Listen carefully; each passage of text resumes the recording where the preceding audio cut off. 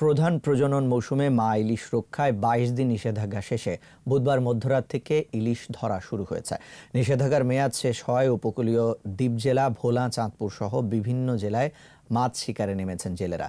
গত ১৪ অক্টোবর থেকে ৪ নভেম্বর রাত ১২টা পর্যন্ত পদ্মা, মেঘনা ও সারা দেশের ৬টি অভয়াশ্রম সহ দেশের ৩৬টি জেলার নদ নদীতে ইলিশ সহ সব ধরনের মাছ ধরা নিষেধাজ্ঞা দেয় মৎস্য প্রাণী সম্পদ মন্ত্রণালয়। এ সময় ইলিশ আহরণ, পরিবহন ও বাজারজাতকরণ এবং মজুত ও ক্রয় বিক্রয় সম্পূর্ণ নিষিদ্ধ ছিল। নিষেধাজ্ঞার সময় আইনশৃঙ্খলা বাহিনী অভিযান চালিয়ে কয়েক হাজার কেজি ইলিশ, বিপুল পরিমাণ জাল জব্দ করে।